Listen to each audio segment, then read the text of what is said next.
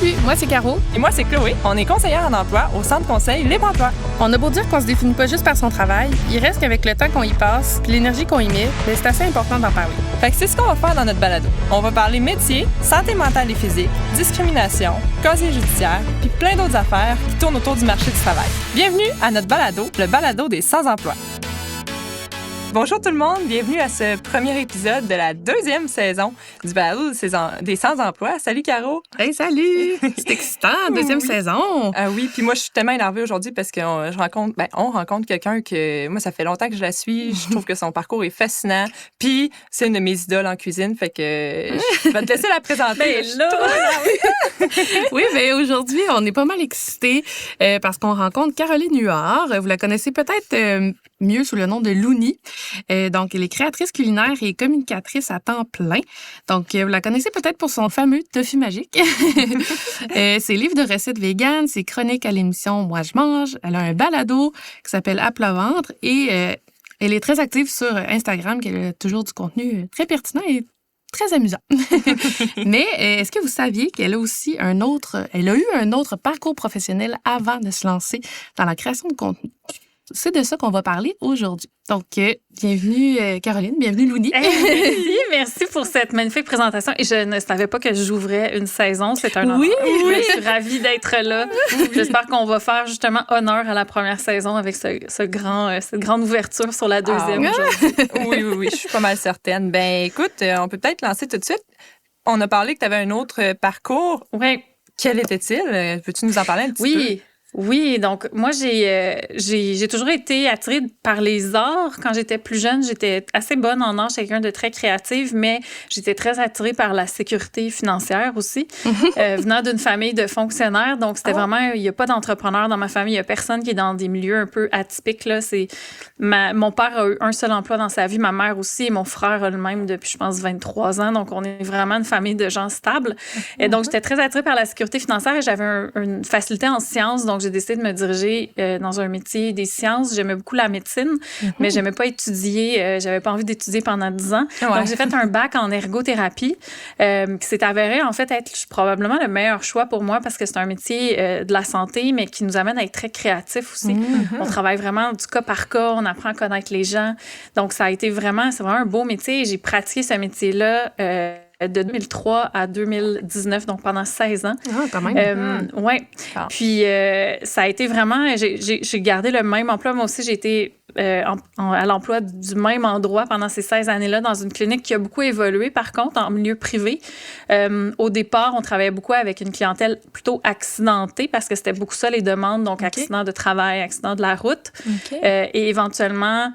Parce que les demandes étaient beaucoup de ce côté-là, j'ai commencé à travailler principalement avec des gens qui étaient en arrêt de travail, avec des conditions plus de santé mentale, donc épuisement, dépression. Puis j'ai été formée aussi en pédiatrie, donc je travaillais avec des enfants qui avaient des troubles anxieux, des troubles du spectre de l'autisme, des déficits d'attention, retard de développement et tout ça. Mais je travaille surtout avec les familles, tu sais. Puis le rôle d'un ergothérapeute, c'est d'amener des outils pour aider les gens à tirer plus de satisfaction de leurs activités quotidiennes, à mieux réussir dans leurs activités quotidiennes, donc à pouvoir s'épanouir à travers leurs activités, puis d'apprendre à adapter les activités aux besoins en fonction des incapacités, d'apprendre à miser sur les forces, tu sais. Donc, c'est vraiment, on apprend à connaître les individus. Puis, on travaille, entre autres, avec les conseillers en orientation, conseillers en emploi, parce que souvent, des gens qui se retrouvent avec des limitations fonctionnelles ou qui font eux-mêmes le choix de quitter un milieu qui possiblement a contribué à les rendre malades, tu sais.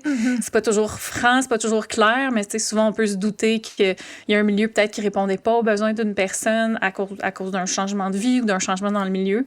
Donc, je travaillais beaucoup avec les conseillers en emploi, justement, puis j'observais à tous les jours, j'avais dans mon bureau des gens qui étaient, surtout dans les dernières années, tu sais, je travaillais avec des gens en épuisement, donc à peu près à tous les jours, j'avais dans mon bureau des gens qui s'étaient brûlés au travail. Puis c'était un peu ce qui était en train de se produire pour moi aussi parce que en fait, je me donnais beaucoup au travail. Puis c'est une grosse charge émotive, travailler avec des gens qui vont pas bien.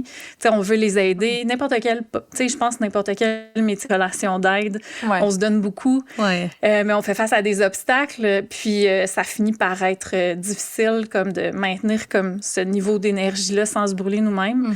Donc, ça a fait partie de ma réflexion là, éventuellement. Ah ouais.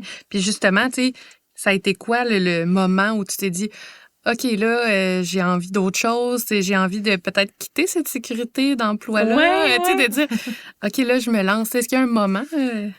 Ben oui, en fait, c'est une combinaison de facteurs. C'est que à peu près 2-3 ans avant que je décide de quitter je dirais peut-être même 3-4 ans avant que je décide de quitter mon emploi, j'avais commencé à avoir un petit revenu d'appoint, mais tu sais, juste pour me payer des petites dépenses, des petites folies. Tu sais, c'était rien d'exceptionnel, mais je commençais à avoir des petits revenus en création de contenu parce que moi, je suis devenue végane en 2011 et j'ai commencé à partager mes recettes sur Instagram autour de 2011-2012. Il n'y avait pas grand-chose qui se faisait en français au Québec sur ce sujet-là à l'époque. Donc, j'ai commencé à partager, puis j'ai commencé à avoir une petite communauté qui s'est bâtie, puis j'ai commencé à être comme une référence dans la cuisine végane. J'avais aucun background en cuisine. Je cuisinais pas tant que ça moi-même. J'ai juste appris par moi-même parce que j'aime ça bien manger, puis il y avait pas tant de choses de disponibles à l'épicerie ou au restaurant. Donc, je me suis dit, si je veux que ça soit bon, je vais le faire, tu sais, je vais le cuisiner moi-même. Fait que j'ai appris un peu sur le tas. Et comme ça, petit à petit, ma communauté a grandi. Puis là, ben, il y a des entreprises, des marques qui sont intéressées, puis sont comme, hey, tu voudrais-tu nous faire une recette avec notre pain qui est vegan? Puis on va te payer, tu sais, 125$ pour faire une campagne, tu sais, que ça n'a pas de bon sens comme ce qu'ils te payent par rapport aux heures que tu mets. Mais pour moi, c'était comme du bonus. Fait que, tu sais, j'acceptais de le faire. Puis ça commençait à prendre de plus en plus de place, ça. Puis ma communauté devenait de plus en plus grande. J'ai donc réduit mes heures de travail. Tu sais, je passais d'un horaire de 5 jours à 4 jours, mais en fait, des journées un peu plus longues, comme du 32 heures en 4 jours. Ce qui faisait l'affaire de ma boss. Elle aussi avait envie de ça. Donc, on était juste deux, puis elle a décidé qu'on allait faire ça ensemble. Vous étiez juste deux? Excuse-moi. Là, Vers la fin, oui, on était juste deux. C'est ça. Au début, la clinique était quand même plus grande, mais finalement, on était juste les deux, comme les deux consultantes qui se partageaient comme le bureau. Oui, c'est ça, exactement. Donc, on a pris cette décision-là... tu sais, ensemble, comme, oui, on va réduire nos heures, on va travailler juste 4 jours. Moi, ça me donnait le temps de me consacrer à mes projets. Oui. Puis éventuellement, les projets ont commencé à prendre de l'ampleur. J'ai été approchée par des éditeurs pour publier un premier livre. Ça s'est décidé comme à l'automne 2018, que j'ai signé avec KO Éditions. Et à ce moment-là, j'étais aussi dans une démarche plus personnelle, une démarche thérapeutique plus personnelle où je me rendais compte que j'étais thérapeute, non seulement dans mon métier, mais dans ma vie en général. Je pense que c'est le cas encore là de beaucoup de gens en relation d'aide. On est comme ça dans nos relations, on est comme ça avec nos amis, en amour, on est comme ça avec nos familles. Des fois, on essaie de sauver tout le monde. On se rend compte un moment donné que c'est pas possible de sauver le monde, puis là, on est désillusionné. Mais j'ai comme pris la décision que j'avais donnée comme... Pas que j'avais fait le tour, mais que j'étais rendue à une autre étape de ma vie. Je voulais plus être juste... En fait, j'avais plus envie d'être thérapeute. J'avais plus envie de diriger mes énergies vers autre chose que d'aider une personne à la fois, tu sais. Fait que c'était comme... Il y avait quelque chose de très incarné là, dans cette décision-là, mais pratico-pratique, je savais aussi que mon autre passion avec la cuisine puis les médias, ça commençait à prendre l'ampleur. Donc, le timing était là. Je me suis dit, bon, je vais faire le saut, puis on verra, tu sais. Mais je voulais vraiment tu sais, je sais que je suis quelqu'un qui a besoin de beaucoup de sécurité, mais là, je m'étais dit, je vais quitter ma profession. J'ai écrit une lettre à mon ordre pour dire que je me désaffiliais, que c'était pas juste une pause. Tu sais, je renouvelle pas mon abonnement à l'ordre, mais mon adhésion, à l'ordre, mais tu sais, c'est je peux pas dire que c'est permanent, mais genre, je me désaffilie de l'ordre. Je voulais vraiment me faire le saut parce que je me disais, si j'ai encore comme ce filet-là de sécurité, je vais pas comme me sortir de ma zone de confort, tu sais. T'avais besoin de faire une coupure. Oui, exactement. Donc, c'est ce que j'ai fait au printemps 2019. Puis, à ce moment-là, j'avais pas vraiment de sécurité financière. J'avais pas grand-chose qui était comme certain, disons. Je savais juste, j'avais un peu de création de contenu avec des clients réguliers qui revenaient, mais tu sais, c'était pas grand-chose. Je savais que j'avais mon livre qui allait sortir l'automne suivant. Mais encore là, c'est pas extrêmement payant. Tu sais, même quand tu fais un best-seller au Québec, c'est pas des gros chiffres. Tu sais, on reçoit à peu près 2$ par livre, par copie de livre. Puis, tu sais, c'est pas des millions là, qu'on vit au Québec. Donc, puis ça prend comme un an avant de recevoir comme de l'argent, tu sais, à part comme la valeur que tu as au départ. Donc, tu fais pas tant d'argent avec un livre. C'est vraiment plus comme un véhicule promotionnel, si je peux dire. Mais quand j'ai pris ma décision de quitter, dans les semaines qui ont suivi, même dans les semaines qui ont précédé mon arrêt, mais ma décision était déjà prise, j'ai commencé à avoir des opportunités qui sont arrivées pour la radio. Tu sais, par Radio-Canada, j'ai été approchée pour avoir une chronique par semaine avec Stéphane Bureau tout l'été. Puis en juin, alors que ça faisait comme 2 mois, j'avais quitté mon emploi, ben j'ai été approchée pour Moi je mange à Télé-Québec, justement. Hey, on a un nouveau show, on cherchait exactement quelqu'un comme toi, tu serais parfaite pour ça. Parfait, excellent. Wow. C'est le Donc, fun. c'est vraiment tout a déboulé comme ça. Puis, tu sais, j'ai vraiment été chanceuse parce que rapidement, j'ai été bien entourée de gens comme du milieu. Tu sais, j'ai eu des beaux projets dès le départ. J'ai encore à ce jour des magnifiques projets, puis j'ai l'opportunité de dire non à plusieurs parce qu'ils ne sont pas alignés avec mes valeurs ou parce qu'il y a quelque chose qui me plaît moins. Donc, honnêtement, ça n'a pas arrêté depuis ce temps-là, même que c'est un peu trop, tu sais. Mais honnêtement, ça a été des montagnes russes comme d'émotions là, depuis que j'ai décidé de quitter, mais je suis pas déçue, là. C'est vraiment le fun. Et puis c'est impressionnant quand même parce que je connaissais pas ton histoire comme ça, mais j'aurais pensé peut-être que tu avais pris une décision plus drastique, tu sais, mais ça s'est fait quand même, tu sais, graduellement, puis les opportunités se sont présentées, c'est le fun. Faut croire que t'étais dû. Ben, je pense que oui, puis honnêtement, ça faisait comme, je dirais, 2-3 ans que je remettais en question mon rôle de thérapeute. J'aimais encore beaucoup le contact avec les clients, puis d'ailleurs, c'est ce qui me manque encore. S'il y a un aspect du métier qui me manque, c'est le contact privilégié, des clients qui te racontent leur histoire, qui te font confiance, t'établis une relation vraiment unique avec des clients. Tu fais une différence aussi, donc ça me manque beaucoup. Mais il y avait tout un aspect procédural, les obstacles très systémiques auxquels on fait face aussi, les employeurs qui ont des budgets limités, les assureurs. On travaille dans des contraintes qui sont vraiment pas faciles. Puis ça finissait par être épuisant. Mais ça faisait comme 2-3 ans que je me disais, je pense que je suis plus capable de faire ça. C'est trop, ça vient trop me chercher. Je suis quelqu'un de sensible. J'ai l'impression de ne pas être capable.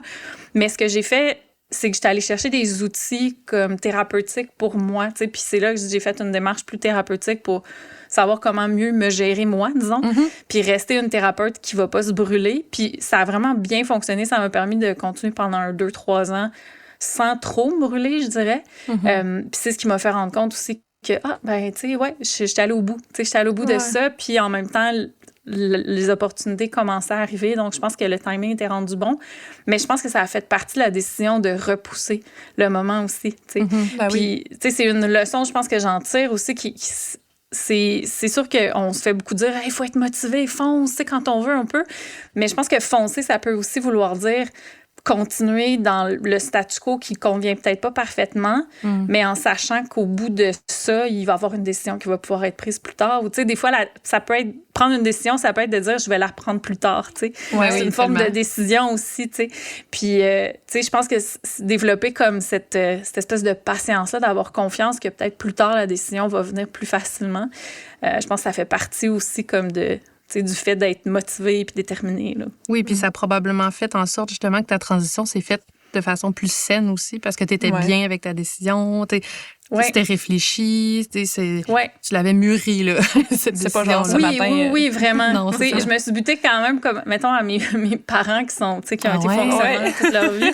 C'était comme, ben là, t'es sûr, t'as pas juste besoin de vacances. Je suis comme, non, je pense vraiment. Puis dans les premiers mois suite à mon arrêt de travail, quand j'ai commencé à travailler comme juste à mon compte, mon père, des fois, il essayait de me donner des petits chèques en cachette. Comme, j'étais comme, papa, je gagne ma vie, là, puis encore maintenant, comme pour les rassurer, comme des fois, je leur dis, hey, tu sais, tel contrat, j'ai fait, hey, ça a payé tant. Ça, ouais, OK. C'est pas pour me vanter, c'est juste comme pour qu'ils comprennent qu'il y a, tu peux gagner ta vie autrement, tu sais. Oui. Puis, tu sais, c'est ça, quand tu viens pas d'une famille où les gens ont ce mode de vie-là, c'est sûr que c'est un peu comme, comment ça marche être pigiste? T'sais? Ben, c'est vraiment plus, on va dire, atypique là, comme parcours vraiment, de métier. Puis ça, c'est quelque chose qui stresse un peu les gens. Puis c'est normal de voir nos parents qui font le même métier. Je suis pas mal sûre que du jour au lendemain, je dis à mon père, je change de carrière. Il y aurait la même réaction. Il y aurait la même réaction. Là. Ben oui, puis c'est parce qu'ils veulent notre bien. Là, t'es-tu sûr? T'es sûr que c'est pas juste comme parce que t'es fatigué, justement, ou t'as comme besoin de changer d'emploi. C'est comme, non, je change complètement de carrière. Puis, tu sais, je sais que c'est pas tout le monde qui a le tapis rouge d'opportunités qui se déroule comme ça m'est arrivé, tu sais. Moi, je répète pas aux gens, tu peux lâcher ta job, lâche ta job, tu vas voir, tout va arriver, tu sais. J'ai vraiment, tu sais, je pense qu'on se fait beaucoup répéter ces choses-là. T'sais, quand on veut, on peut, puis comme tu sais, un peu comme de la manifestation, ou tu sais, de dire je veux quelque chose, ça va se produire. Je suis comme, mais tu sais, il y a des obstacles, là. sais, puis qui existe. Puis moi, je sais qu'il y a comme une collection de privilèges qui étaient là, puis tu sais, disons, de circonstances qui étaient en place pour que ça se passe bien. Tu sais, entre autres, tu sais, j'ai été assez sage avec, disons, ma situation financière quand j'étais plus jeune. Tu sais, à 25 ans, j'avais déjà comme 20 000 $ de REER, tu sais. Fait que c'est ce qui m'a permis d'acheter comme un condo à 25 ans, tu sais, qui était un super beau mot financier, surtout dans le milieu, tu sais, dans la réalité immobilière actuelle. Ben oui. Fait que, tu sais, vu que j'avais été bien comme conseillée à cet âge-là, jeune, j'ai pu comme, tu sais, rapidement comme faire des bons choix, puis ce qui m'a permis à quel âge j'avais? 37 ans de faire mon changement de carrière, puis tu sais, de dire, je peux me permettre, tu sais, d'avoir des semaines où il n'y a pas de contrat qui rentre, puis c'est correct, tu sais, d'avoir cette certaine sécurité-là, mais tu sais, j'aurais peut-être pas pu le faire n'ayant pas eu ça avant. Puis tu sais, j'ai été bien entourée dès le départ, comme j'ai dit aussi, donc ça a vraiment fait une différence, là. Wow! C'est beau! Vraiment! C'est comme inspirant! Oui, vraiment! On va mettre ça sur des T-shirts. Oui, c'est ça! Acheter des REER. Ben, écoute, on aurait tous à apprendre de ces conseils-là. Ouais, ben oui. Ouais. Et puis justement, est-ce que tu as eu du support? Tu sais, là, tu as parlé un peu de la démarche thérapeutique que tu as faite, le support au niveau, support ou en tout cas enseignement au niveau financier que tu as eu, mais dans cette transition-là, tu sais, est-ce qu'il y a des gens qui t'ont appuyé, des services que tu as eus ou quoi que ce soit par rapport à ça? J'ai pas tant été chercher des services. Par contre, assez rapidement, j'ai une gérante qui est embarquée comme dans le décor avec moi qui s'est occupée de ma carrière, commencé à s'occuper de ma carrière, puis pas une agente qui ne fait comme que négocier les contrats, mais vraiment une gérante. Ben, vous y avez parlé, Sylvie. Oui. Qui est comme des fois, je la définis comme une grande sœur, comme une fée marraine. C'est quelqu'un qui est dans le milieu depuis comme plus de 20 ans, qui a eu sa boîte de RP pendant longtemps. Elle connaît très bien le milieu des médias, des communications, le milieu de la télé, etc. Donc, elle est vraiment là pour m'aider à prendre des décisions. Elle est là pour m'aider, tu sais, c'est sûr, dans le day-to-day, là, au quotidien, là, tu sais, gérer des rendez-vous, des trucs comme ça. Oui, tu es disponible pour ça. Mais au-delà de ça, c'est d'avoir quelqu'un qui est capable de m'aider à avoir ma valeur aussi, parce que quand tu fais de la création de contenu, ultimement, pourquoi les gens te payent, c'est qu'ils te payent pour avoir accès à la communauté que toi, tu as créée au fil de ton travail, puis avec qui tu as développé une relation de confiance. T'sais. Donc, c'est beaucoup là qu'il y a de l'argent à faire en création de contenu, si je peux dire. Mais pour ça, il faut que tu sois capable de voir ta valeur, puis il faut être bien conseillé aussi. Puis j'ai aussi une de mes meilleures amies, Marilyn, est propriétaire elle est fondatrice, en fait, de la compagnie Be Kind, qui est une compagnie de cosmétiques vegan. Puis elle, elle a un parcours un peu différent du mien, mais elle a quand même, elle a étudié, elle a une maîtrise, je pense, en biochimie. Elle a travaillé en pharmaceutique. Puis elle a commencé à faire ses crèmes dans sa cuisine, puis éventuellement, ça a pris de l'ampleur. Puis elle a lâché sa job, puis elle a commencé à faire ça à temps plein. Puis maintenant, elle a comme 15 ou 16 employés, une boutique, tu sais, ça roule beaucoup. Puis on se parle presque à tous les jours. Puis ça m'a toujours beaucoup inspiré, ça, de voir que c'était possible de quitter sa job, de se lancer dans le vide, disons, de mener une entreprise en maintenant des valeurs, tu sais, beaucoup dans l'éthique, l'éthique animale, environnementale et tout ça. Donc, de rester intègre, mais de quand même gagner ta vie là-dedans. Fait que ça m'a toujours beaucoup inspiré. Puis ne serait-ce des gens avec des horaires atypiques aussi, c'est le fun d'en avoir dans ton entourage aussi. Oui. Quand t'es le seul qui a un mardi après-midi de libre, tu sais, c'est comme, OK, ben c'est bizarre, tu sais, mais tu sais, j'ai pas tant de monde dans mon entourage qui ont des horaires typiques, si je peux dire. Fait que ça fait que notre vie sociale, on peut l'adapter en fonction de ça aussi. Tu sais, donc, tu sais, d'avoir des gens qui font un peu le même métier aussi. Puis j'ai aussi des amis, tu sais, je pense à Bernard Lavallée, le nutritionniste urbain, Florence Léa Siri, avec qui je fais de la télé aussi, Catherine Lefebvre. On est un petit groupe d'amis. On a tout un peu le même profil. Tu sais, on fait de la télé, on écrit des livres, on fait des conférences, on est entrepreneur.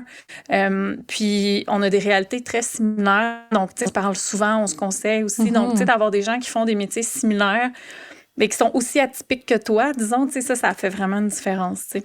Ben, ça doit être rassurant, là. Tu sais, aussi, à quelque part, là. Ben, je veux pas, même si c'est juste de les voir au quotidien, le support peut être là, tu sais, pas besoin d'être, oui, tu sais, vas-y, ça marche. Des fois, c'est juste de voir qu'il y a quelqu'un qui c'est pareil. Puis ça peut rassurer les gens parce que... C'est ça, surtout que tu as les mêmes inquiétudes. Ou, tu sais, après ça, c'est des trucs très concrets, genre, hey, moi, j'ai un bon coach d'affaires, hey, appelle-le, ou hey, tu as besoin de faire imprimer des emballages. Hey, regarde, moi, j'ai quelqu'un qui fait imprimer qui imprime mes emballages, il est super bon. Tu sais, ou des trucs genre, hey, t'as-tu vu cette fonction-là sur Google Agenda, tu peux mettre ça. Ah, OK, cool, tu sais. Fait que, tu sais, c'est plein de petites choses comme ça, mais je pense que c'est vraiment important de se créer une communauté de gens qui vivent un peu la même chose que nous. Puis avant de faire le saut, même, j'étais dans un petit groupe aussi de femmes entrepreneurs du milieu de l'alimentation. Donc là-dedans, il y avait des femmes qui avaient des entreprises, tu sais, comme de transformation alimentaire. Okay. Il y avait des journalistes en alimentation, il y avait des, tu sais, vraiment des créateurs de contenu comme moi, tu sais, des gens qui écrivent des livres. Puis on se réunissait comme, je sais pas, une fois par mois, une fois par 2 mois, puis on parlait de nos réalités. Fait que ça, c'était très, tu sais, c'était très ciblé. C'était genre dans le Myland, là, à Montréal, tu sais, avec, tu sais, tout du monde à peu près. C'était très, je dirais, assez homogène, là, le groupe de gens qu'on était. On se ressemblait toutes pas mal. Mais c'est intéressant, tu sais, d'avoir ce soutien-là aussi. Donc, tu sais, ça aussi, ça m'a aidé. Comme, il y a toutes sortes de réalités qui existent, tu sais. Donc, ça aide. Puis d'avoir, je pense, un bon lien de confiance avec quelqu'un qui gère tes finances aussi, là. Tu sais, de savoir que quelqu'un, tu sais, un bon comptable, par exemple, qui t'aide à faire des taxes pour la première fois, comme... Il a fallu qu'on m'explique, OK, mais ça, c'est l'argent que tu as récolté. Donc, en fait, il ne t'appartient pas. Mais là, tu en as payé trop, mais là, il faudrait te le rembourser, ça, là. Fait que là, c'est la différence. Puis là, OK. Oh my God. Ça, surtout avec les contrôles. Mais honnêtement, honnêtement, de penser qu'il fallait que je fasse mes taxes puis mes impôts, c'était quelque chose... Et ça me répugnait tellement que c'est une des choses qui était comme, oh non, je peux jamais quitter ma job, pas vrai, je vais faire des taxes. Honnêtement, j'haïs encore ça, faire des taxes, c'est pas le fun, mais c'est pas si pire que c'est ça. Un moment. Ça vaut ben oui. Puis tu sais, c'est ça. Puis tu sais, avec mon comptable, justement, je fais juste faire un petit tableau Excel, puis il le fait, tu sais. Fait que, tu sais, c'est de savoir bien t'entourer aussi pour rester, toi, concentré sur ce dans quoi t'es bon, là. Ben oui, vraiment. Fait que, ouais, c'est ça. Faut bien s'entourer, je pense. Ah, c'est clair. Puis, tu as parlé justement, tu t'es entourée de gens dans le milieu alimentaire. Est-ce que ça faisait longtemps que tu t'impliquais dans ce milieu-là? Est-ce que c'est quelque chose qui t'a toujours intéressé? Tu sais, le milieu de la cuisine, la création de contenu, t'en as parlé un petit peu tantôt, mais... Ben non, ça m'a pas toujours intéressée. Ça a commencé à m'intéresser par la force des choses quand je suis devenue végane puis que, justement, je suis gourmande, je voulais bien manger. Donc, j'ai commencé à cuisiner, à partager sur les réseaux sociaux. Mais c'est vraiment par la force des choses. Tu sais, je suis devenue comme un peu influenceur à mon insu. Tu sais, je veux dire, c'était pas comme dans mon plan de carrière, moi, je vais être influenceuse, je vais faire ça. Tu sais, je vais faire du unboxing, genre, mardi après-midi. C'était pas dans mon plan de carrière. Mais, puis je me sais, quand j'étais pas du tout dans le milieu des médias et tout ça, des fois, je regardais de l'extérieur puis j'étais comme, comment ça se fait que les comédiens sont juste amis avec des comédiens? Puis je jugeais ça un peu. J'étais comme, ils doivent être snobs. Peut-être qu'ils n'aiment pas les gens qui sont pas des comédiens. Puis maintenant, genre, des fois, je regarde puis je suis comme, ouais, mais mes amis, on est tellement une gang à faire à peu près le même métier. Mais c'est normal parce que tu finis par côtoyer ces gens-là dans des événements. Tu finis par te parler quasiment à tous les jours en mémo vocaux sur les médias sociaux. Hey, t'as-tu vu telle affaire? Ouais, qu'est-ce que tu penses de ça? Ah ouais. Puis à te soutenir là-dedans. Puis, tu sais, mes amis qui ont des emplois un peu plus 9 à 5, je les vois encore. C'est juste que des fois, c'est pas avec eux que je peux connecter à tous les jours parce que nos réalités sont différentes. Des fois, juste nos horaires sont pas compatibles. Parce que moi, ça se peut que j'ai un tournage qui finit tard ou un week-end, je donne une conférence ou j'ai un événement à l'extérieur de la ville, tu sais. Donc, tu sais, d'avoir des gens qui partagent un peu comme ta réalité, c'est vraiment le fun. Fait que ça s'est fait progressivement, mais quand j'ai quitté ma job, j'avais déjà un bon réseau. Là. Tu sais, les gens me connaissaient déjà, tu sais. Puis les gens étaient même toujours surpris quand je leur disais, ben non, moi, j'ai une job à temps plein, je travaille comme ergo. Je dirais que dans les 2-3 dernières années où je travaillais encore, les gens étaient comme, ben ouais, mais il me semble que t'es tout le temps sur Instagram, comment tu fais pour publier puis créer des recettes? J'étais comme, ouais, c'est ça, je travaille 7 jours sur 7. Là, oui, ça devait être faire des grosses semaines. Oui, c'est ça. Je ne recommande pas. Là. Je pense que j'étais vraiment brûlée là, quand j'ai quitté, ma profession. Là, j'avais besoin de prendre ça plus relax. C'était le bon moment. Mais moi, j'ai une question là-dessus. En fait, tu dis que ça s'est fait sur à peu près 2 ans de réflexion, de prendre le temps de penser et tout. Mais la première semaine là, que tu as fait, hey, je ne rentre pas travailler à cet endroit-là, ça t'a fait quoi? Honnêtement, j'avais l'impression... J'ai eu le même feeling quand j'ai remis les clés, tu sais, Ben, mon Dieu, symboliquement, parce que je pense que je les avais encore. Elle me les a demandé, genre, cet hiver. Mais, tu sais, quand j'ai fermé mon dernier dossier de client, puis tu sais, je suis rentrée chez moi, je me souviens, j'étais allée m'acheter, genre, une bière sans alcool, parce que j'ai pas envie de boire d'alcool quand je suis fatiguée ou stressée, là. Mais j'avais juste envie de faire un rituel, puis j'étais allée, genre, m'acheter, je sais pas, une pizza congelée ou végane, je sais pas. Puis j'étais comme, à soir, je me mets en mou, puis je bois ma bière, puis je mange ma pizza. Puis le lendemain, c'était congé. C'était comme un jeudi soir, puis j'étais comme, le lendemain, c'est congé, puis je fais rien. Puis je me sais, j'avais l'impression d'avoir été sonnée, tu sais, puis tu sais, quand tu te réveilles, puis t'es comme, ah, qu'est-ce qui s'est passé? C'était un peu ce feeling-là que j'avais. J'étais vraiment comme en mode, genre, je relâche. Puis j'ai eu à peu près le même feeling que quand j'ai fini l'université, puis j'ai eu mon diplôme en main. Tu sais, quand t'as fini ton rush de session, tes stages, mon internat de 3 mois, puis on te met ton diplôme. C'est à peu près ce feeling-là que ça m'a fait. J'avais vraiment... Pour une des rares fois dans ma vie, j'avais l'impression d'avoir accompli quelque chose. Wow. Puis c'est pas que le reste que je fais, je l'accomplis pas, mais quand tu travailles sur de multiples projets, tu sais, mettons, OK, cool. Tu sais, l'année passée, par exemple, ben quand mon livre a été parti sous presse, mon 2e livre, ben là, on s'est mis à rush à finir comme toute la mise en marché du tofu magique, par exemple. Puis là, après ça, c'était comme en même temps, je travaillais sur le balado qui allait sortir en janvier. Fait que, tu sais, il y avait comme tout le temps quelque chose. Fait que t'as jamais l'impression d'avoir fini. Mais j'ai vraiment eu cette impression-là à ce moment-là. Puis la première semaine, ben les premières semaines, je dormais beaucoup. J'étais en mode... J'avais pas tant d'énergie. Tu sais, j'étais en mode récupération. Puis la seule chose qui me sortait du lit, c'est que je m'étais dit, j'avais eu comme un tout petit héritage de mon grand-papa qui était décédé comme quelques mois avant, comme quelques milliers de dollars. Puis mes parents avaient dit, faites quelque chose qui va vous faire du bien avec cet argent-là. Achetez-vous quelque chose qui vous fait plaisir, tout ça. Fait que j'avais pris ce montant-là, puis je m'étais payé un entraîneur privé 2 jours semaine, tu sais, 2 fois semaine. Dans un gym, comme avec un entraîneur. Je m'étais jamais payé ça de ma vie. Je trouvais que c'était cher, mais j'étais comme, non, tu sais, je vais prendre j'ai envie d'apprendre comment m'entraîner correctement, faire de la musculation, des choses comme ça. Fait que pendant 3 mois, j'avais ça 2 jours semaine. Puis honnêtement, n'eût été de ça, je sais pas à quoi auraient ressemblé mes journées. Je pense que c'était un peu dans ma mentalité d'ergo, comme un retour progressif. Là. Je savais que si j'avais rien dans mon agenda, j'allais comme perdre le contrôle puis possiblement trop dormir ou, tu sais, avoir un horaire inversé où est-ce que tu te lèves tard, tu te couches tard. Fait que là, 2 matins semaine, les mardis, jeudis, j'avais ça. Fait que ça faisait que j'étais plus fatiguée le soir. Fait que là, le mercredi, je me levais quand même tôt aussi. Puis je m'étais comme coachée pour pas tomber dans un pattern comme... Tu sais, un espèce de cercle vicieux où est-ce que tu fais moins de choses puis tu t'épuises plus. Fait que, tu sais, ça m'a aidé, je pense, mes connaissances en ergo à comment faire cette transition-là aussi. Puis il y a tellement d'outils que j'utilisais comme ergo que j'ai commencé à appliquer avec moi-même, tu sais, de sortir le matin, tu sais, pour aller marcher, acheter comme les quelques affaires que j'ai besoin pour tester les recettes, mais je vais le faire le matin parce que je sais que ça va donner le ton à ma journée, par exemple, tu sais. C'est des choses que je recommandais à mes clients qui étaient en arrêt de travail, par exemple, tu sais. Ben, ça ramène un peu à la routine tranquillement, tu sais. Oui, c'est ça, avoir un horaire occupationnel plus équilibré. Puis, tu sais, quand ça faisait pas 1 an que j'avais... Tu sais, j'ai eu, dans le fond, 1 an de travail à mon compte avant que la pandémie arrive, un petit peu moins d'1 an.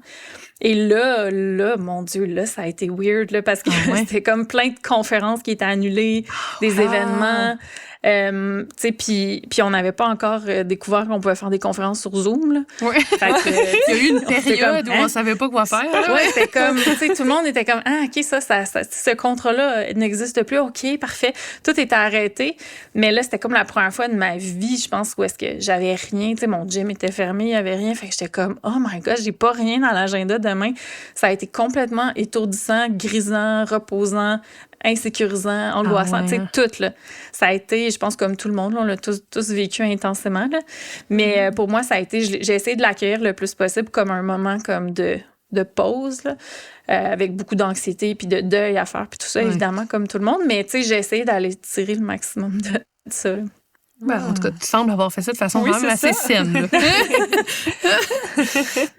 Puis sinon, là, dans le fond, dans ta transition là, de carrière, ça serait quoi le truc que tu as trouvé le plus difficile, puis à l'inverse, que tu as trouvé le plus facile, dans le fond, dans la transition, que tu te serais peut-être pas douté ou... Le plus difficile, je pense, ça a été de redéfinir comme qui je suis ou qu'est-ce que je fais dans la vie, tu sais. parce que ça a toujours été clair pour moi, tu sais, surtout quand tu es membre d'un ordre professionnel, je pense qu'on apprend très rapidement à rester dans notre ligne. Tu sais, ça, c'est ta spécialité. Ça, c'est toi, tu fais ça. Tu ne touches pas aux autres affaires. Ça te regarde pas. Ça, c'est l'autre professionnel qui fait ça. Puis, on se définit beaucoup par ça. Tu sais, moi, je suis ergothérapeute. Tout ça. Ah oui, je fais ça depuis tant d'années. C'est ça mon métier. C'est ça ma clientèle. C'était très clair. Puis après ça, c'était comme, fallait que je définisse ce que je faisais. Puis je me souviens qu'à peu près comme 1 ou 2 semaines avant que je fasse ma transition, il y avait eu l'incident d'un influenceur qui avait essayé de payer son taxi avec une carte prépayée. Oui. Je sais pas si vous vous rappelez. Bon. P.O. Baudouin, là, je pense qu'il avait essayé de payer un taxi avec une carte de crédit prépayée. Puis là, ça avait fait toute une tollée. Puis là, bref, on se moquait beaucoup des influenceurs partout dans les médias. Les influenceurs, c'est insignifiant, c'est ci, c'est ça. Puis là, j'étais comme, OK, moi, je vais quitter une profession comme respecter une carrière pour faire ce métier-là. Je savais que c'est pas ça que j'allais faire, là, parce qu'il y a toutes sortes de créateurs de contenu, d'influenceurs, mais bref, je me sens ça m'avait fait beaucoup rire.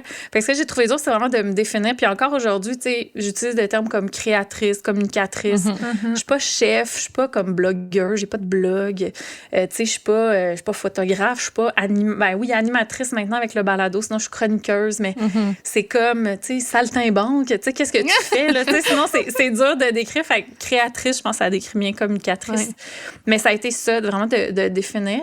Puis ce qui a été le plus facile, je dirais, ça a été honnêtement, ça m'a surpris à quel point j'ai été capable de remodeler c'était quoi ma vision d'une journée de travail, tu sais.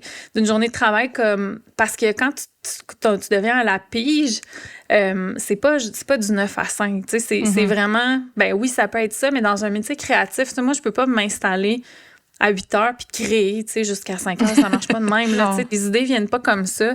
Quand il est question d'écrire un livre, écrire des chroniques, penser à des concepts pour les médias sociaux. Donc, tu travailles, tu sais, la ligne entre le travail et la vie personnelle n'est pas évidente. Puis là, il faut que tu redéfinisses c'est quoi ta notion de productivité, tu sais. Alors qu'avant, c'était comme, là, j'ai fini le travail, là, j'arrive chez moi, tu sais.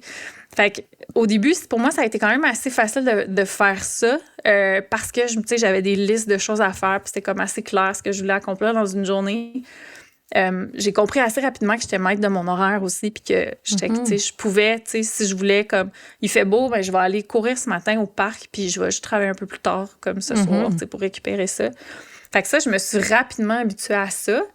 Par contre, je me souviens qu'avant de quitter ma job, je fantasmais sur l'idée de « Hey, moi, j'ai pas de boss, fait que je vais me lever à 5 heures puis je vais avoir une routine tu sais, super motivante, là, genre de that girl. Là. Tu te lèves à 5 heures, tu médites, tu fais ton gratitude journal, tu fais ton yoga, tu t'entraînes, tu sais, t'appelles ta mère, tu fais tout ce qu'il faut que tu fasses comme avant, comme 7 heures, 8 heures, ton petit jus vert, puis ton bol d'açaï, puis là, à 7h30, t'es comme prêt à attaquer tes courriels.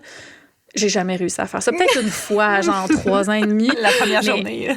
Ben oui, mais tu sais, c'est probablement, je pense pas que t'es une meilleure personne si tu réussis à faire ça, là.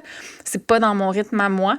Mais ça, j'ai jamais réussi à le faire. Puis, tu sais, pour vrai, les 2 premières années, je courais un peu après cet idéal-là. Encore après ça, j'ai compris, j'étais comme, mais non, c'est n'importe quoi, là. Ça, c'est comme ce qu'on nous vend, mais tu sais, t'es pas moralement supérieur à quelqu'un parce que tu te lèves plus tôt. Il y a des gens qui leur rythme est différent, tout ça.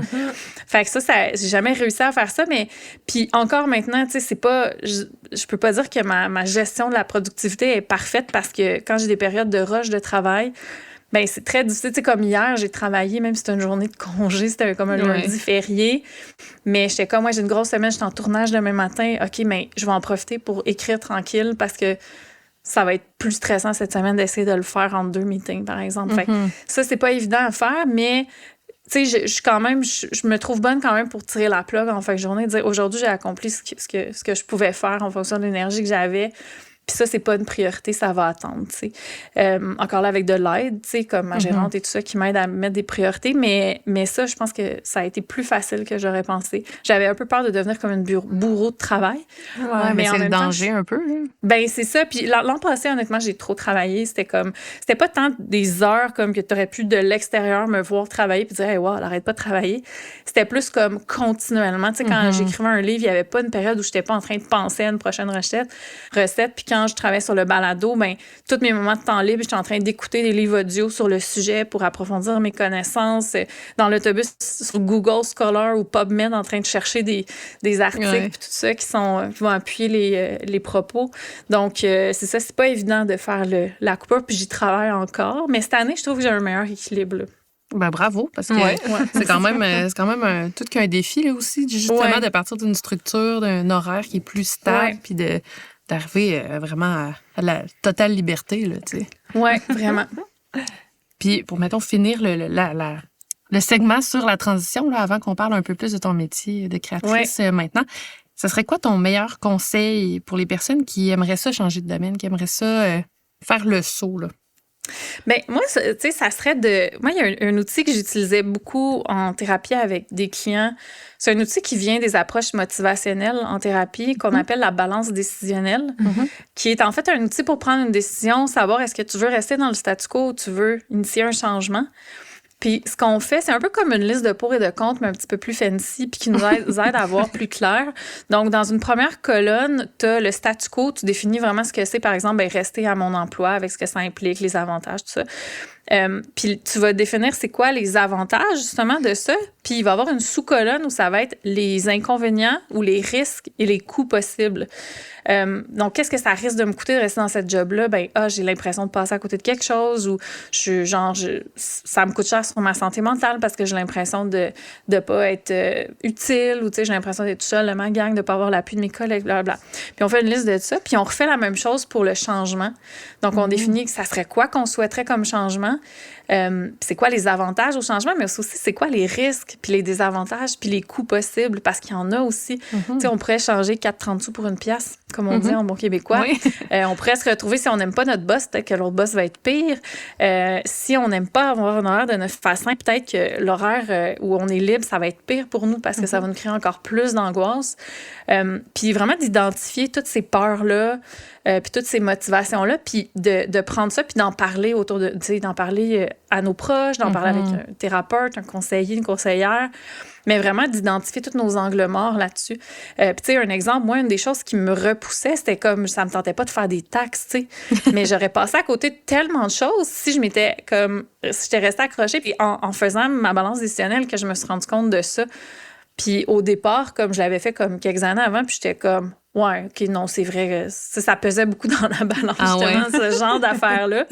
C'était pas juste ça, là, mais ça se faisait quand même dans la balance, puis éventuellement, c'était encore là, mais j'étais comme, je l'ai plus vu comme un objectif. Je me suis dit, OK, ben, fait que ça va faire partie de mes objectifs d'apprendre à faire des taxes. Au lieu de le voir comme un obstacle, c'est un défi, tu sais, comme que tu mets sur ta liste de choses à faire ou à apprendre.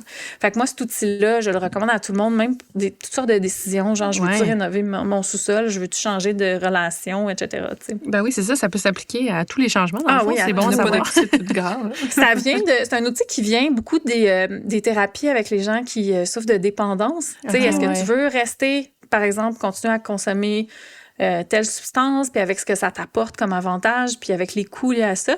Mais si t'arrêtes, qu'est-ce que tu risques de perdre? OK, mais tu vas-tu perdre ton groupe d'amis parce que c'est tous des gens qui consomment? Tu sais, est-ce que tu vas comme...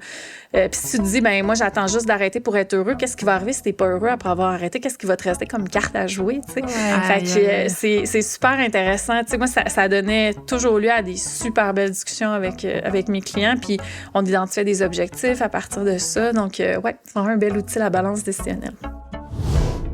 Bonjour, aujourd'hui pour notre capsule métier de notre premier épisode de la saison 2, on rencontre un conseiller d'orientation. C'est pas un orienteur, là. Le vrai terme qu'il faut dire, c'est conseiller d'orientation. Puis on a tout un peu une idée de ce que ça fait, un conseiller d'orientation, mais est-ce qu'on le sait vraiment? C'est ce qu'on va découvrir aujourd'hui avec Simon Thériault. Merci d'être avec nous. Ça fait plaisir, pas de souci. Est-ce que tu peux nous décrire en quelques mots qu'est-ce que ça fait réellement? Qu'est-ce que ça peut faire, un conseiller d'orientation? Ben, brièvement, là, si j'essaie de vraiment comme condenser ça le plus possible, un conseiller d'orientation, c'est là pour guider, encadrer ou structurer la démarche d'étudiants, de gens, d'individus sur le marché du travail ou vraiment éloignés du marché du travail qui ont des difficultés avec leur carrière, leur projet d'études, leur projet professionnel. Donc, on est là vraiment dans l'accompagnement, de s'inscrire dans l'accompagnement pour que la personne, en fait, s'optimise, pour que la personne s'insère dans la voie qui la drive, en quelque sorte, excusez-moi l'anglicisme. Fait On vise le mieux-être professionnel puis en même temps le mieux-être personnel parce que les personnes qui réussissent à se mobiliser dans leur projet d'études, leur projet professionnel, une fois qu'ils sont mobilisés, ils sont insérés dans la société tout au long de la vie, ils sont capables de s'actualiser. Puis, c'est aidant pour le bien-être personnel de se sentir à sa place, de se sentir vraiment drivé. Donc, notre cadre, vraiment, notre rôle là-dedans, c'est vraiment d'essayer de recadrer, je te dirais, de revoir, d'aller vraiment, de s'asseoir puis de ralentir avec les individus pour trouver le projet qui les anime, que ce soit professionnel, projet d'études, projet de carrière. C'est pas mal notre champ d'expertise, notre carré de sable. Là. Ben oui, c'est un beau défi quand même. Ah oui, c'est super, vraiment. Ouais. Puis justement, c'est quoi les plus grands défis du métier de conseiller d'orientation? En fait, là, ça va être vraiment super personnel, mais moi, ce que je trouve complexe, c'est dans un contexte où on vise beaucoup de la performance dans le marché du travail ou même avec les étudiants qui sont en train de s'axer sur la performance. Une démarche d'orientation, une réflexion personnelle par rapport à ta carrière, ton orientation, ton projet d'études, faut se ralentir, faut se donner les bonnes conditions, un bon espace de réflexion de qualité. Donc, se donner vraiment puis il faut ralentir. Puis le souci avec ça, c'est que quand on arrive avec un besoin, on veut que ça soit réglé pour hier, grosso modo. Ouais.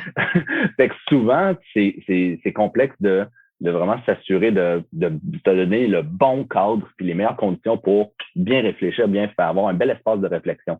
Puis, même si je le sais, c'est facile de vouloir rapidement dire « OK, parfait, on se met en action puis répondre aux besoins rapidement », mais des fois, ça peut être contre-productif. Il faut vraiment faire… Je dis souvent ça à mes étudiants, c'est faut s'assurer de faire le tour de tout le carré de sable, toutes les questions pour que une fois que je suis plus avec toi, tu n'auras pas à te les reposer plus tard par faire flûte, là, je sais pas trop, je suis mêlé par rapport à tel élément, telle condition du milieu, telle exigence personnelle que j'ai par rapport aux emplois. Faut vraiment faire le tour, s'assurer qu'on tourne toutes les roches pour vraiment trouver le projet qui habite l'individu, l'étudiant. En général. Donc, c'est ça que je trouve vraiment difficile. Ben oui, ça doit. Puis justement, on pense souvent, quand on pense au conseiller d'orientation, on pense aux tests psychométriques, aux tests de personnalité. De quelle façon les résultats de ça sont pris en compte dans un champ de carrière? Puis est-ce que c'est toujours utilisé? En fait, moi, non, pas toujours, vraiment pas. Je te dirais que on se fait une idée des tests un peu à l'époque vraiment que c'était systématique à l'école. Tout le monde faisait un test dans le groupe. Puis le conseiller ou même le conseiller passait les résultats puis faisait pas vraiment de retour. Mais on s'inscrit plus vraiment dans cette situation-là. Je te dirais, moi, j'utilise des tests de temps à autre, mais c'est pour répondre à un besoin. Donc, c'est pour donner un regard objectif supplémentaire sur la situation avec un test de personnalité ou un test d'intérêt. Mais ce que je répète souvent, pas souvent, à chaque fois finalement, ce que je répète, c'est qu'un test, c'est un outil de plus. Okay? C'est une façon d'avoir un regard externe qui est neutre. Mais si j'envoie des étudiants prendre la peine de faire des recherches par rapport à tel milieu de l'emploi, tel domaine, si je prends la peine de faire un exercice de connaissance de soi, si je prends la peine de demander à des étudiants de faire une porte ouverte, ça aussi, c'est un outil qui a de l'information qui peut être autant valide qu'un test psychométrique. Donc, dans vraiment la grande démarche d'orientation, un test, si c'est utilisé, c'est pour valider de l'information qu'on a déjà soulevée en discutant en échange avec les étudiants, les élèves ou les individus, grosso modo. Donc, c'est un outil de plus. Là. C'est pas la voie divine qu'on expecte. Vraiment s'éloigner de cette perception-là, je pense. Là. Oui, parce que c'est souvent parfois la seule expérience que les gens ont avec un conseiller d'orientation, c'est ça, passer un test qui n'a pas été interprété, qui n'a pas été mis en contexte nécessairement. Fait que c'est intéressant que tu viennes apporter cette nuance-là. J'adore que tu amènes ce point-là, Caroline. C'est ça, c'est la seule expérience que bien les individus ont avec l'orientation. C'est juste le test que ça m'a donné des résultats, je n'étais pas d'accord, il n'y avait aucune nuance, c'est juste la perception. Fait que c'est sûr que des fois, ça peut être négatif. Oui, effectivement. Puis qu'est-ce que tu aimes le plus de ton métier? Je me définis vraiment beaucoup comme une personne très sociale. J'adore les gens. Je suis une bébête sociale. Donc, moi, c'est d'aller à la rencontre, puis d'aller à la rencontre des autres qui m'allument. Puis je trouve que j'ai une job merveilleuse. Être conseiller d'orientation collégiale, c'est un privilège. Ma patronne m'a répété souvent ça. Elle dit on est vraiment chanceux d'être là pour appuyer les étudiants dans une période aussi riche pour leur personnalité. Au cégep, là, c'est pour ma part, c'est très personnel, mais les étudiants sont dans un processus d'émancipation. Pour beaucoup, c'est la première fois qu'ils n'ont pas de cadre, de structure trop intense, puis que c'est eux autres qui doivent gérer leurs choses. Ils ont moins de compte à leurs parents. Ils essaient de se détacher un peu de la structure vraiment scolaire trop encadrante.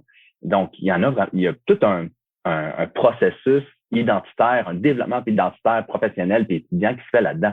Donc, moi, là-dedans, mon rôle, c'est de les accompagner à bien se définir là-dedans puis à vraiment bien tracer leur voie. Puis je trouve ça absolument génial d'avoir la chance de participer à ça. En quelque sorte. Ben oui, c'est précieux quand même, là. Oui, c'est super précieux. Puis, qu'est-ce que tu donnerais comme conseil à quelqu'un qui hésite à aller voir un CO, qui n'est pas certain, qui ne sait pas trop par où commencer? C'est correct d'avoir des craintes. Moi, quand j'ai un pépin sur ma voiture, je suis toujours craintif parce que j'ai peur que telle affaire, mais je vais quand même voir un mécanicien. C'est vrai, c'est vrai. Si tu as des pépins par rapport à t'as l'impression de ne pas te connaître, de ne pas avoir de pas avoir un bon projet d'études pour ta personne, quelque chose qui ne t'épanouit pas, ben, si le conseil d'orientation, on est vraiment là-dessus. Puis, ce qu'il faut se rappeler, c'est que le travail ou même tes études, ça va prendre un gros morceau de ta vie. Donc, là, ça va être quoi? Ça va être quasiment entre 20 à 30 de ton existence active va être au travail ou dans les études. Ben oui. Donc, aussi bien de trouver de quoi qui te drive, qui t'épanouit. Puis, les spécialistes pour ça, c'est les conseillers d'orientation. Donc, un travail épanouissant, ça apporte du bien-être, de la confiance partout, puis ben c'est nous autres qui peuvent aider par rapport à ça. Donc, je te dirais qu'il faut vraiment pas hésiter. C'est comme tu as un problème de dents, tu vas voir un dentiste, mais tu as un problème de réflexion de carrière, tu vas voir le conseil d'orientation. C'est vraiment pas catastrophique. Tu peux même le magasiner. Il faut que tu trouves le bon professionnel qui fit avec toi. Puis, tu sais, il y a des options. Les Carrefour Jeunesse Emploi, c'est gratuit. Les services dans pas mal toutes les sphères scolaires, donc cégep, université, ben ça fait partie des services. Puis même au privé, il y a beaucoup de cabinets privés qui offrent les premiers appels, les premières micro-rencontres de façon gratuite. Les premières rencontres, les appels exploratoires. Beaucoup de cabinets de CO privés le font gratuitement. Donc, tu peux vraiment te tremper l'orteil dans l'eau, puis c'est bien correct. Il n'y a pas de souci à cet égard-là. Puis, il faut se rappeler que c'est pas un engagement à vie, une démarche d'orientation. C'est pas à mes étudiants que moi, si après 3 rencontres, mon étudiant se sent correct, puis il y a plus de temps investi, puis il est comme, hey, je me sens à l'aise, sinon c'est correct. Ben, c'est eux qui sont en contrôle. Moi, je vais être là pour leur dire, ben, on aurait fait telle chose à telle rencontre, puis je leur explique ma démarche, mon cadre, quelle sorte de truc j'aurais fait, mais c'est tout le temps l'élève, le client, l'individu qui est en charge de la démarche. Nous autres, on est là pour structurer et aider. Fait que, c'est pas engageant, catastrophique, là. Ben, c'est un bon conseil. Donc, se lancer. Prendre son courage à 2 mains, tremper son orteil, justement, là, puis appeler, trouver le bon professionnel, puis après ça, ben, ça peut juste être positif. Oui, non, c'est ça. C'est vraiment pas si engageant que ça. Ben, parfait. Est-ce qu'il y a autre chose que tu aimerais ajouter? Sinon, je trouve que c'est une belle note pour la fin. En fait, faut vraiment pas hésiter. On est des bébites sociales. On aime ça rencontrer les gens. Puis, tu sais, des transitions dans ta carrière, en tant qu'étudiant, ça l'arrive, puis c'est un changement qui est tout à fait normal. Ça fait partie d'un processus développemental. Tu sais, une transition, un changement, il y a un potentiel de croissance personnelle. Puis, je trouve que c'est bien de vouloir aller chercher un coup de main pour que ce soit optimal, cette croissance personnelle-là. Puis, on t'inscrit vraiment dans une bonne position pour accompagner les gens au travers de ça, pour vraiment les aider à trouver leur X, qu'on trouve vraiment le projet qui les habite le plus, qu'on s'engage vers un nouveau départ qui est vraiment qui est vivant, qui fait vibrer les gens. Donc, il faut vraiment pas hésiter à venir nous voir. On est là pour aider, puis on adore ça. C'est vraiment fantastique. C'est super nice, mon travail. Là. Ben, ça paraît en tout cas que tu aimes ça. Ben, merci, Simon. Ça a été super intéressant de parler de ton métier. Donc, je te souhaite bon succès pour la suite de ta carrière. Tu as l'air de triper. Je te souhaite de continuer à triper autant. Puis, ben, je te remercie. Hey, merci, Caroline. C'est super le podcast. Je trouve ça fantastique, votre projet. Ah, ben, merci. Bye. All right. On a fait un peu le tour là, de ta transition et tout. Je suis pas mal sûre qu'on pourra en parler encore pendant longtemps, mais on va changer de sujet pour aller vraiment dans ce que tu fais aujourd'hui. Puis tu as sauté d'un emploi du domaine de la santé, puis maintenant tu te consacres à temps plein, là, parce que tu n'as pas vraiment d'horaire, mais on est pas mal sûr que ça équivaut à plus qu'un temps plein. Temps plein plus. Pour faire de la création de contenu, la création culinaire avec ta communauté et tout. Mais ça ressemble à quoi dans la vie de Luni, une journée, là, ça ressemble à quoi? Bien, sont très différentes, mes journées, ça dépend. Tu sais, comme aujourd'hui, j'étais en tournage pour une web-série pour Mordu, qui est la plateforme culinaire de Radio-Canada avec lesquels je travaille depuis quelques mois. Donc, tu sais, j'étais en tournage, fait que je me suis réveillée quand même tôt, je me suis préparée, j'ai pris mes courriels en prenant mon café, puis bang, je me suis dirigée vers le lieu de tournage. Ça a duré une bonne partie de la journée, je suis revenue, tu sais. Fait que les journées de tournage, même chose, la semaine passée, j'étais 3 jours en tournage pour l'émission Moi, je mange. Donc, ça dépend vraiment, mais je dirais une journée où j'ai pas comme de tournage, j'ai beaucoup de réunions, tu sais, il y a beaucoup de meetings, comme, tu sais, par exemple, une campagne de création de contenu, tu sais, c'est-à-dire quand on crée du contenu sur les médias sociaux pour une entreprise puis qu'on est payé pour le faire, puis c'est clairement indiqué comme partenariat rémunéré, pub et tout ça. Ce que les gens voient, c'est comme une vidéo de 30 secondes ou une photo avec un beau texte en dessous puis quelques stories, c'est ce qu'ils voient. Mais en réalité, il y a beaucoup de travail derrière ça. Tu sais, probablement, avant d'établir un partenariat avec une entreprise, tu sais, il y a beaucoup comme de rencontres préparatoires. Moi, je fais beaucoup de recherches sur l'entreprise, savoir est-ce que ça rejoint mes valeurs, tu sais, est-ce qu'ils font du greenwashing, ils disent qu'ils sont écologiques, mais est-ce qu'ils font vraiment des actions en ce sens-là? Tu sais, comment ça va rejoindre ma communauté, en quoi ça serait une valeur ajoutée pour ma communauté si je leur parle de ce produit-là, puis tout ça. Pour moi, c'est super important. Donc, il y a beaucoup de recherches à faire. Il y a des meetings par Zoom. On rencontre, par exemple, les agences de pub qui nous disent, bien, ça, c'est ce produit-là qui sort, puis le message qu'on veut mettre de l'avant, c'est ça, puis on veut que ça prenne tel format, puis il faut que tu utilises tel mot-clé là-dedans. Et là, tu reviens avec, écoute, j'y ai pensé, je pensais, tu sais, peut-être mettre ça comme ça, je pourrais vous faire ça, puis une recette de ça, ou genre une vidéo, ça serait ça le thème. Fait que t'expliques un peu ce que tu prévois faire comme un scénario, comme une espèce de croquis de ce que tu pourrais faire. Puis ensuite, tu vas le filmer ou le photographier ton contenu, rédiger les textes, les envoyer pour approbation. Puis là, quand tout est beau, ben là, on planifie ensemble la date où on va le mettre en ligne. Quand on le met en ligne, après ça, il faut rester disponible dans les heures qui suivent pour répondre aux commentaires des gens, interagir avec la communauté, pour déjouer les algorithmes. Puis aussi, tu sais, pour répondre aux gens, là, tu sais, c'est le fun de répondre à leurs questions s'ils en posent.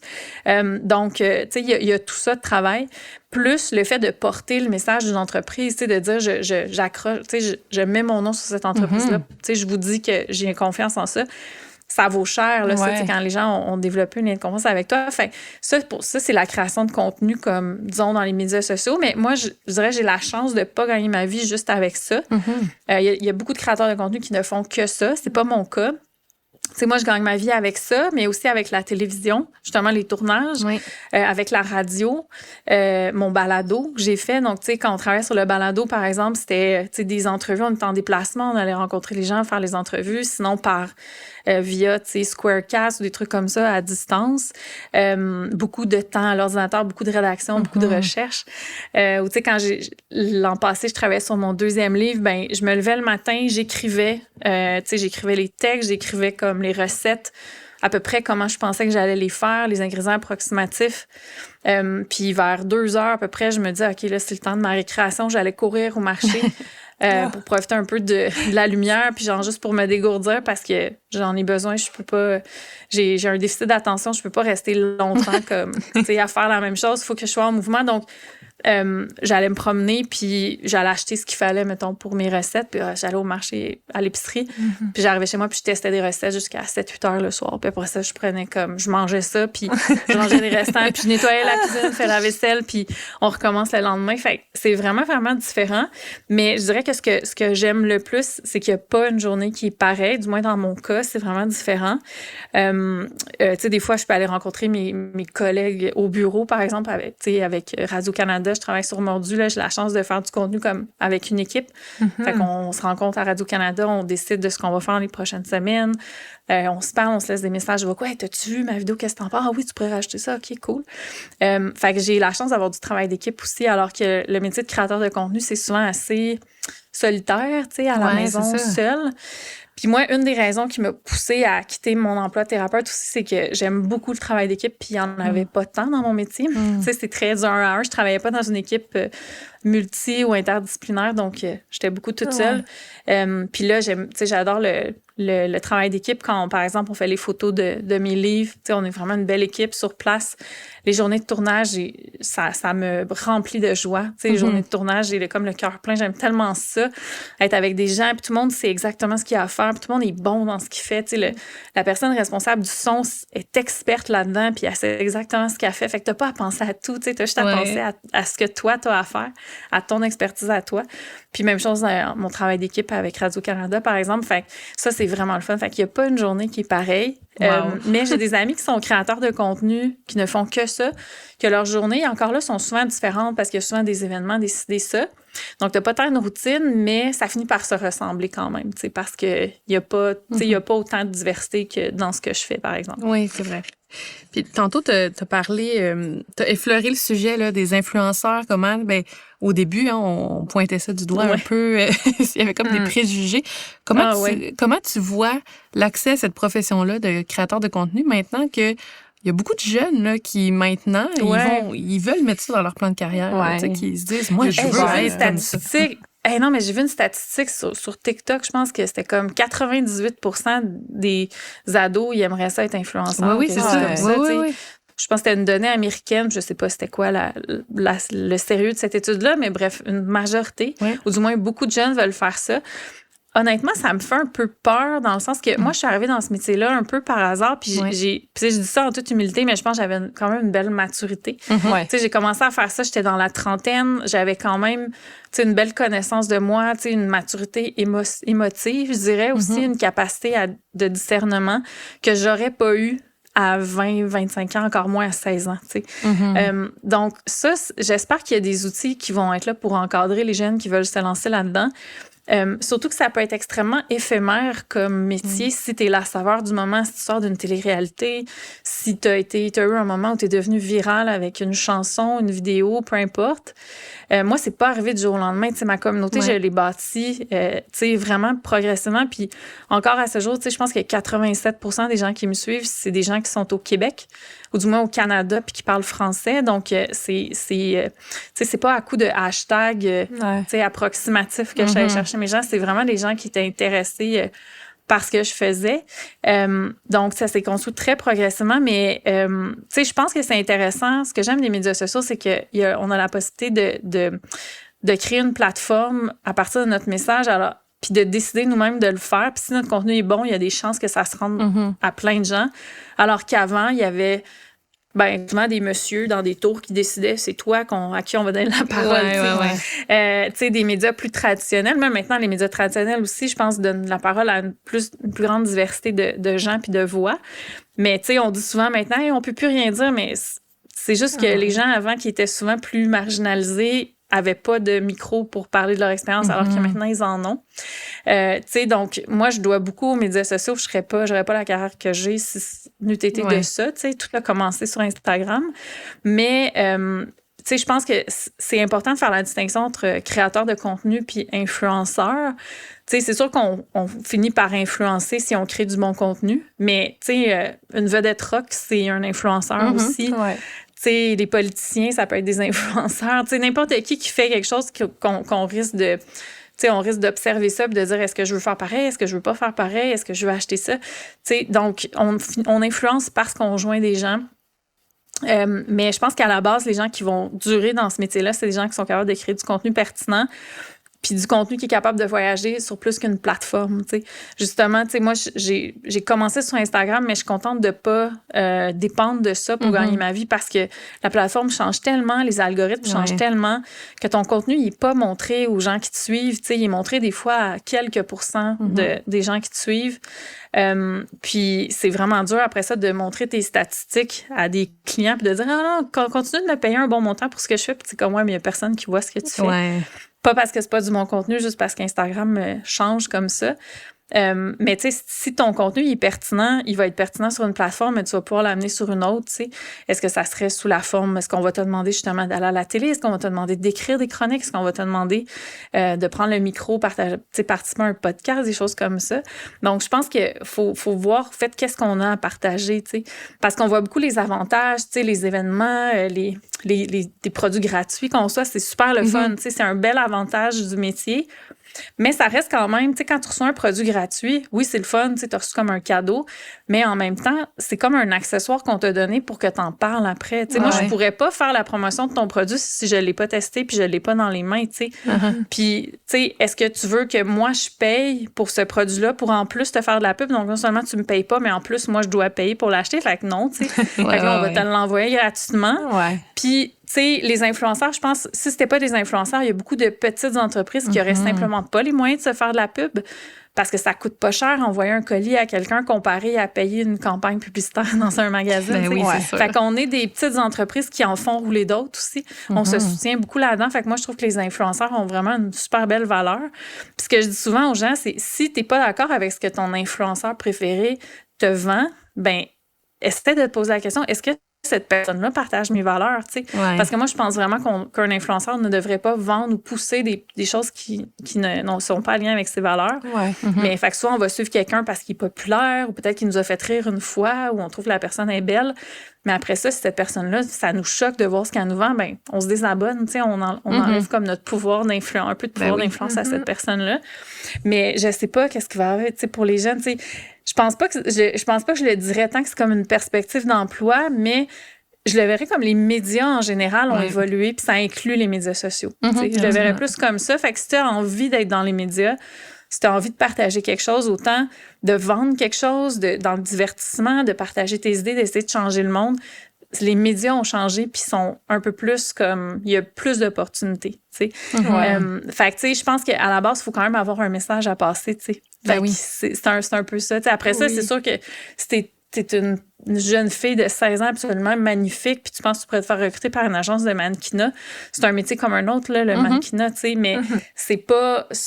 Tu vas durer peut-être pas si longtemps sur Instagram, là, si ce que t'apportes, c'est pas d'autre chose au-delà de ton image, tu sais. Exact. Donc, c'est ça. Fait que je pense qu'il faut juste comme prendre un peu de recul, puis oui, c'est attirant, mais ça pourrait se saturer rapidement, là, si on a trop de monde, là. Oui, c'est vrai. Un feu de paille, là. Ce que j'aime aussi du fait que toi, t'as bâti ta communauté depuis 2011 que tu nous dis. Fait que, tu sais, c'est quand même bâti ça quelque chose de stable, malgré le fait que c'est un métier, comme on dit depuis le début, qui est plus non routinier, qu'on va chercher des contrats par-ci par-là, mais tu es allé te créer une stabilité avec ta communauté et tout. Fait que je trouve ça super intéressant. Là.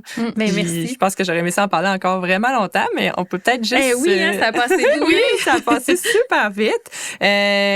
Nous, on aime ça poser la question à nos clients en entrevue. Où te vois-tu dans 5 ans?